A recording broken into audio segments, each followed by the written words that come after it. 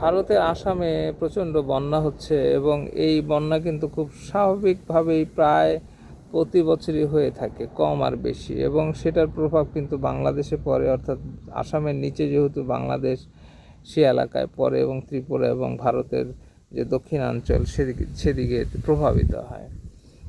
আসলে এর স্থায়ী সমাধানের জন্য চীনের সহযোগিতা দরকার, কারণ হচ্ছে বেশিরভাগ নদী কিন্তু চীন থেকে উৎপত্তি হয়েছে, সেটা আসাম মেঘালয়ের উপর দিয়ে বাংলাদেশে এসছে বা ত্রিপুরা এসছে।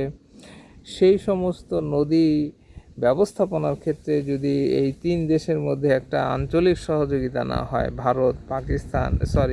ভারত, চীন এবং বাংলাদেশ, তা না হলে কিন্তু এই সমস্যার স্থায়ী সমাধান হবে না।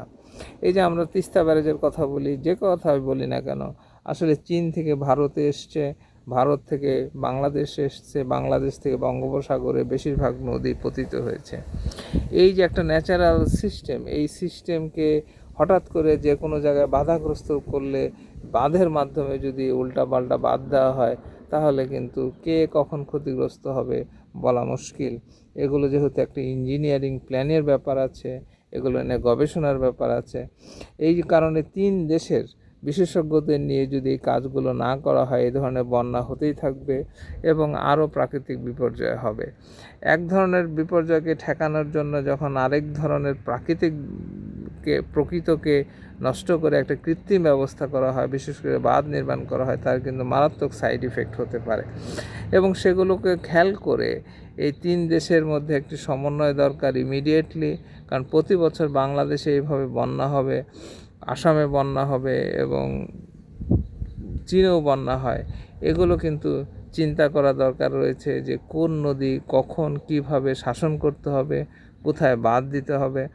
এবং যেহেতু সবারই বিদ্যুৎ দরকার, সেহেতু এই বাঁধের মাধ্যমে যদি বিদ্যুৎ উৎপাদন করা হয়, তার ফলেও যাতে অন্য কোনো দেশ ক্ষতিগ্রস্ত না হয়, এবং বিশেষ করে শুষ্ক মৌসুমে পানির যে সরবরাহ সেটি ঠিক রাখার জন্য কি করা যেতে পারে, এই জন্য কিন্তু আন্তঃরাষ্ট্রীয় একটি সহযোগিতা দরকার, এবং আন্তঃরাষ্ট্রীয় একটি ইঞ্জিনিয়ারিং প্ল্যান দরকার, এবং আন্তঃরাষ্ট্রীয় একটি যে প্রাকৃতিক সম্পদের যে সর্বোচ্চ ব্যবহার, তার একটা দিক নির্দেশনা দরকার হলে এই তিনটি দেশই যাতে বেনিফিশিয়ারি হয় অর্থনৈতিক দিক দিয়ে, কিভাবে কি করা যায় সেটি নিয়ে কাজ করতে হবে। যদিও এটি কঠিন, কারণ হচ্ছে যে ভারত এবং চীনের মধ্যে সীমান্ত সমস্যা রয়েছে এবং তাদের মধ্যে রাজনৈতিক টানাপোড়েন রয়েছে, আবার বাংলাদেশ ভারতের সাথেও মাঝে মধ্যে খুবই বড় ধরনের রাজনৈতিক টানাপোড়েনের সৃষ্টি হয়।